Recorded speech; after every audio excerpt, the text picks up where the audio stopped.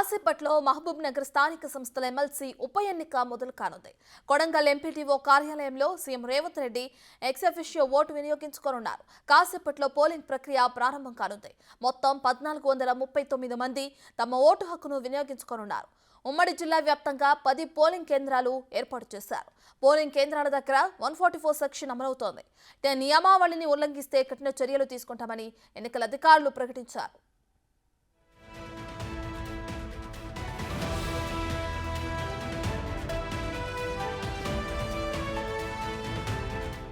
ఉమ్మడి జిల్లా వ్యాప్తంగా 10 పోలింగ్ కేంద్రాలను ఏర్పాటు చేశారు.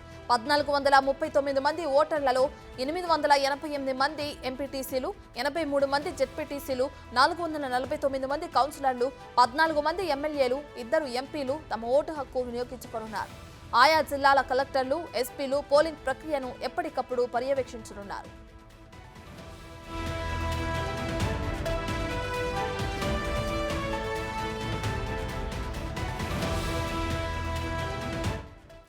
ఇక ఎమ్మెల్సీ ఉప ఎన్నికకు సంబంధించి మరిన్ని వివరాలు మా ప్రతినిధి శంకర్ అందిస్తారు. సో శంకర్, చూసుకుంటే కాసేపట్లోనే మహబూబ్ నగర్ స్థానిక సంస్థల ఎమ్మెల్సీ ఉప ఎన్నిక మొదలు కానుంది. ప్రస్తుతం అక్కడ పరిస్థితులు ఏ విధంగా ఉన్నాయి? ఓటు హక్కుని ఎంతమంది వినియోగించుకోనున్నారు? ఇక మరికొద్ది సేపట్లో కూడా ఈ యొక్క ఉప ఎన్నిక జరగబోతుంది. దీనికి సంబంధించి ఉమ్మడి పాలమూరు జిల్లా వ్యాప్తంగా ఉన్నటువంటి స్థానిక సంస్థల ఎమ్మెల్సీ ఉప ఎన్నికకు సర్వం సిద్ధం చేసినటువంటి పరిస్థితి కనిపిస్తుంది. ప్రజెంట్ మనం మహబూబ్నగర్ జిల్లాకు సంబంధించినటువంటి హెడ్ క్వార్టర్ ఎంపీడీఓ కార్యాలయం దగ్గర ఉన్నాము. పూర్తి స్థాయిలో ఇక్కడ ఉమ్మడి జిల్లా వ్యాప్తంగా ఉన్నటువంటి అన్ని సెంటర్ల దగ్గర అంటే దాదాపు 10 పోలింగ్ కేంద్రాలను కూడా ఏర్పాటు చేసినటువంటి పరిస్థితి కనిపిస్తుంది. ఇక మేజర్ గా ఉమ్మడి పాలమూరు జిల్లాకు సంబంధించినటువంటి దాదాపు 1439 మంది స్థానిక సంస్థల ఓటర్లు తమ ఓటు హక్కును వినియోగించుకునేందుకైతే పూర్తి స్థాయిలో అధికారులు సర్వం సిద్ధం చేశారు. మేజర్ గా ఒకవైపు కొడంగలు, అదేవిధంగా నారాయణపేట, అచ్చంపేట, కొల్లాపూరు, వనపర్తి, గద్వాల, మహబూబ్ నగర్, రంగారెడ్డి జిల్లాకు సంబంధించి షాద్నగర్ నియోజకవర్గంలో కూడా ఈ యొక్క పోలింగ్ సెంటర్లను ఏర్పాటు చేశారు. దీంట్లో దాదాపుగా 888 మంది ఎంపీటీసీలు తమ ఓటు హక్కును వినియోగించుకున్నారు. 83 మంది జెడ్పీటీసీలు కూడా తమ ఓటు హక్కును వినియోగించుకునేందుకైతే పూర్తిస్థాయిలో ఇక్కడికి రానున్నారు. ఈ నేపథ్యంలోనే దాదాపు 449 మంది కౌన్సిలర్లంతా కూడా తమ ఓటు హక్కును వినియోగించుకునేందుకైతే ఈ పోలింగ్ సెంటర్లకు తరలిరానున్నటువంటి పరిస్థితి కనిపిస్తుంది. ఇక 2 ఎంపీలకు సంబంధించి ఎక్స్ ఆఫిషియో ఓట్లు ఉంటాయి. ఇవి కూడా దాదాపు 14 మంది ఎమ్మెల్యేలు, ఇవి 2 మొత్తం ఓవరాల్ గా తీసుకుంటే 1439 ఓట్లు అనేది కూడా ఉన్నాయి. దీంట్లో మహిళా ఓటర్లు 640, మహిళా ఓటర్లు 795, అదేవిధంగా పురుష ఓటర్లు 644 ఓటర్లు. అంటే దీనికి సంబంధించి జిల్లా కేంద్రానికి రానున్నటువంటి వీళ్ళంతా కూడా ఓవరాల్ గా ఇక్కడే తమ ఓటు హక్కును వినియోగించుకుందుకు సర్వం సిద్ధం చేశారు. దాదాపు పోలీస్ వ్యవస్థ పూర్తి స్థాయిలో ఇక్కడ పోలింగ్ నిర్వహణకు సంబంధించి పూర్తిగా దగ్గరుండి చూస్తున్నారు. మొత్తం 450 మంది పోలీసు సిబ్బంది అంతా కూడా దీని మీద పూర్తి స్థాయిలో పర్యవేక్షణ చేస్తున్నటువంటి పరిస్థితి కనిపిస్తుంది. ప్రతి పోలింగ్ కేంద్రం దగ్గర సీసీ కెమెరాల ఏర్పాటు చేశారు. ఎన్నికల రిటర్నింగ్ పర్యవేక్షణ సమక్షంలో కూడా ఎన్నికల పోలింగ్ సరళిని కూడా నిర్వహించేందుకు సర్వం సిద్ధం చేశారు. దీనికి సంబంధించి ఈ యొక్క పోలింగ్ దీనికి సంబంధించి ఓవరాల్ గా ఈ యొక్క రాష్ట్ర ఏదైతే అటవీ పర్యావరణ కేంద్ర శాఖకు సంబంధించినటువంటి వీణా ప్రసాద్ దీని యొక్క ఎన్నికల సరళిని పూర్తి స్థాయిలో పర్యవేక్షిస్తున్నటువంటి పరిస్థితి మనకి ఇక్కడ కనిపిస్తుంది. మొత్తంగా గత 15 రోజుల నుంచి కూడా ఓవరాల్ గా తీసుకుంటే ఇదొక రాజకీయ వాతావరణం అనేది కూడా ఇక్కడ హీట్ ను సంతరించింది.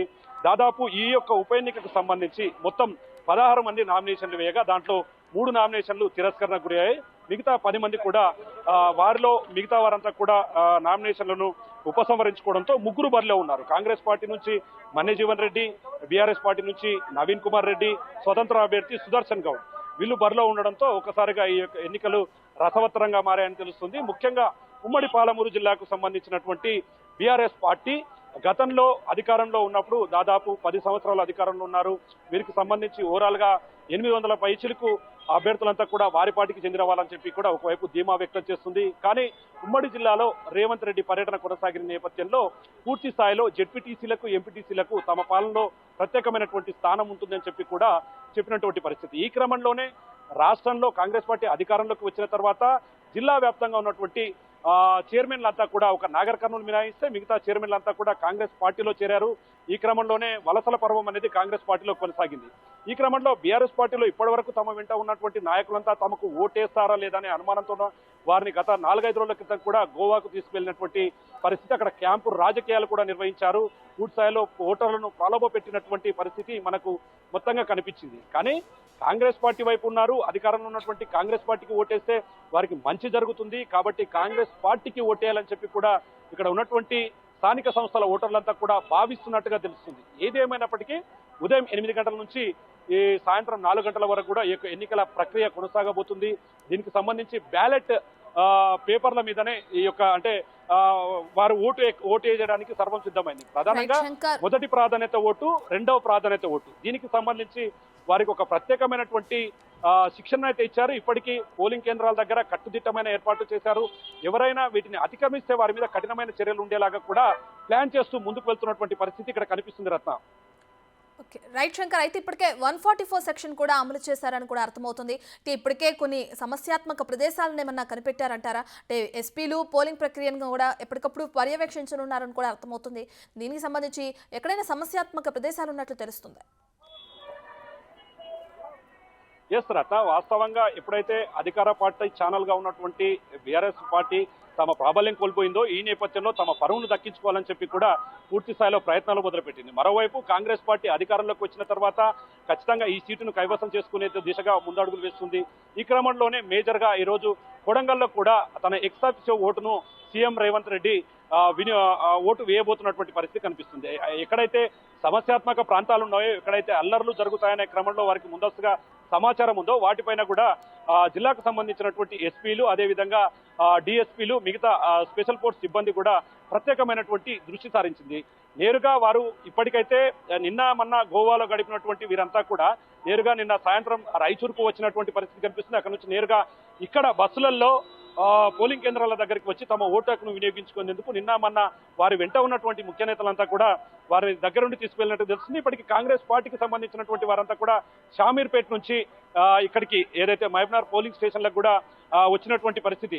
ముఖ్యంగా ఉమ్మడి జిల్లాలో ఎక్కువ ఓట్లు ఉన్నది మాత్రం మహబూబ్ నగర్ జిల్లా కేంద్రానికి సంబంధించి 245 ఓట్లు.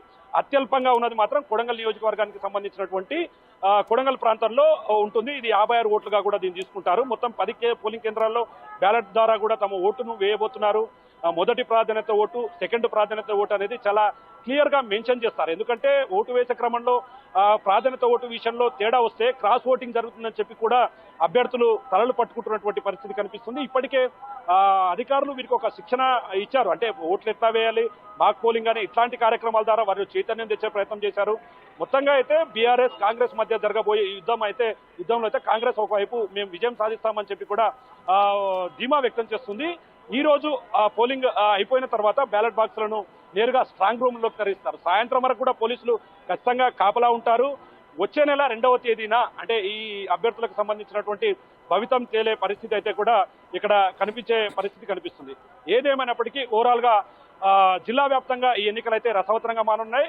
పరువు కోసం 2 పార్టీలు ఖచ్చితంగా ఇక్కడ గెలిచి తమ ఖాతాలో ఈ సీటును వేసుకునేందుకు అయితే ముందుకు వెళ్తున్నాయి. మరోవైపు బీఆర్ఎస్ ఖచ్చితంగా ఎన్నికల్లో గెలవాలి, లేదంటే పార్లమెంట్ ఎన్నికలకు సంబంధించి ఇది బాగా ఎఫెక్ట్ పడుతుంది, లేదంటే తమకు చాలా ఇబ్బందులు అవుతాయనే క్రమంలో కూడా బీఆర్ఎస్ నేతలు గత 4-5 రోజుల నుంచి కూడా వారికి సంబంధించినటువంటి ఎంపీటీసీలను, జెడ్పీటీసీలను, కౌన్సిలర్లను వీరందరినీ కూడా గోవాకు తరలించి వారికి సంబంధించిన వారిని పూర్తి స్థాయిలో ప్రసన్నం చేసుకునే పరిస్థితిగా ముందుకు వెళ్తున్నటువంటి పరిస్థితి కనిపిస్తుంది. మరి సాయంత్రం 4 గంటల వరకు జరగబోతుంది. బస్సుల్లో వచ్చేవారు ఏ విధంగా ఓట్లు వేయడానికి లోపల అన్ని కూడా ఏర్పాటు చేశారు. ఎక్కడైతే ఒక అభ్యర్థికి సంబంధించి 4గురిని మాత్రమే, అంటే ఓట్లు వేసే క్రమంలో పోలింగ్ కేంద్రాలకు లోపలికి 4గురిని మాత్రమే అనుమతిస్తారు. దాంట్లో వారు ఓటు వేయడానికి ప్రత్యేకంగా ప్రభుత్వంతో జారీ చేయబడినటువంటి ఒక గుర్తింపు కార్డును ఖచ్చితంగా వెంట తీసుకురావాలని, లేకపోతే వారిని లోపలికి అనుమతించబోమని చెప్పి కూడా ఎవరైతే ఎన్నికల నియమావళిని దగ్గర చూస్తున్నారో వారంతా కూడా చెప్తున్నారు. మరోవైపు ముఖ్యంగా పోలీసులు అయితే మీడియాను కూడా ఇక్కడే బయట నుంచే కవరేజ్ చేయడానికి అనుమతి ఇచ్చారు. లోపలికి ఎవరికి అనుమతి లేదంటూ కూడా ఎన్నికల నియమాలను చూస్తున్నటువంటి వీణా ప్రసాద్ అయితే ఇప్పటికే చెప్పారు.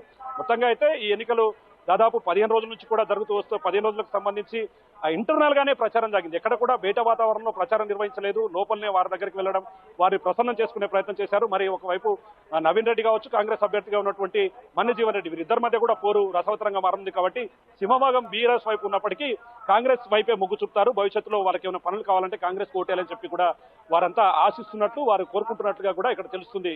రత్న. రైట్ శంకర్, అయితే ఈ ఉప ఎన్నికల్లో అటు బీఆర్ఎస్ కు క్రాస్ ఓటింగ్ టెన్షన్ కూడా పట్టుకున్నట్లు తెలుస్తుంది. అయితే దీనికి కారణాలు ఏమై ఉండొచ్చు అంటారు? ఎస్, వాస్తవంగా రత్న, ఎట్టి పరిస్థితుల్లో ఆ క్రాస్ ఓటింగ్ కు సంబంధించిన విషయంలో చాలా క్లియర్ గా ఉండాలని చెప్పి కూడా బీఆర్ఎస్ నేతలు చూస్తున్నటువంటి పరిస్థితి కనిపిస్తుంది. ఎందుకంటే ఇక్కడ అంటే అసెంబ్లీ ఎన్నికల తరహాలో ఈ ఎన్నికలు ఉండబోవు. ఎందుకంటే ఉన్నదే 1439 ఓట్లు. ఈ ఓట్లలో ఎవరైనా సరే మొదటి ప్రాధాన్యత, రెండవ ప్రాధాన్యత, మూడో ప్రాధాన్యత, అంటే ఈ రెండు ప్రాధాన్యతలకు సంబంధించి చాలా క్లియర్ గా ఓటు వేయాల్సి ఉంటుంది. ఒకవేళ అలా వేయకుండా ఎక్కడైనా తప్పుడు తడకలుగా జరిగితే మాత్రం అది ఇరు పార్టీలకు కూడా తీవ్ర నష్టం చేకూర్చే విధంగా కూడా ఉంటుందని చెప్పి దీని మీద నేతలు కావచ్చు, ఒకవైపు అధికారులు వాళ్ళకు ముందుగానే పూర్తిగా దీని మీద ఒక క్లారిటీ ఇస్తూ వచ్చారు. కానీ బీఆర్ఎస్ పార్టీకి సంబంధించినటువంటి నేతలంతా కూడా క్రాస్ ఓటింగ్ జరుగుతుందేమో, అలా క్రాస్ ఓటింగ్ జరిగితే తమకు ఖచ్చితంగా నష్టం జరుగుతుందేమో అనే క్రమంలో కూడా ఓవరాల్ గా పూర్తిస్థాయిలో ఒక భయాందోళకమైనటువంటి వాతావరణంలో తలలు పట్టుకుంటున్నటువంటి పరిస్థితి అయితే కనిపిస్తుంది. ఒకవేళ అలా జరిగితే మాత్రం బీఆర్ఎస్ పార్టీకి తీరని నష్టం చేకూరుతుంది. కాబట్టి అలా జరగకుండా అయితే ముందస్తు జాగ్రత్తలు అయితే తీసుకుంటున్నారు రత్న. ఓవరాల్ గా లోపలికి వెళ్లే క్రమంలో కావచ్చు, ఇక్కడికి వచ్చే వరకు కూడా గత 2 రోజులుగా ఉన్నటువంటి స్థానిక సంస్థల ఓటర్లకు ఎవరు టచ్ కాకుండా, ఎవరు వారితో సంప్రదించకుండా, వారికి ఎవరు ఇతర పార్టీలకు సంబంధించిన నాయకులతో మాట్లాడకుండా జాగ్రత్తలు వహిస్తూ అయితే ఇక్కడికి చేస్తున్నారు. మరి సాయంత్రం వరకు జరగబోయే ఎన్నికల్లో బీఆర్ఎస్ అనుకున్న లక్ష్యం ఖచ్చితంగా చేరుకుంటుందా, లేకుంటే కాంగ్రెస్ వైపు పూర్తి స్థాయిలో ఈ విజయం ఉండబోతుంది అనేది మాత్రం వేచి చూడాల్సినటువంటి పరిస్థితి అయితే ఉంది. సాయంత్రం 4 గంటల వరకు కూడా పోలీసు బందోబస్తు ఉంటుంది. మనం విజువల్స్ లో చూసినట్టుగా చాలా మంది పోలీసులు కూడా దీన్ని ప్రత్యక్షంగా చూస్తున్నారు. ఎక్కడైతే కాంప్లికేటెడ్ గా ఉంటాయో వాటి మీద పోలీసులు స్పెషల్ గా దృష్టి సారించి అక్కడ ఎవరైనా ఎన్నికల నియమావళిని ఉల్లంఘిస్తే మాత్రం వారి మీద కఠినమైన చర్యలు తీసుకునేలాగా కూడా అధికారులు అయితే ప్లాన్ చేస్తున్నటువంటి పరిస్థితి ఇక్కడ కనిపిస్తుంది. Ratna. Right, thank you Shankar, thank you for the updates.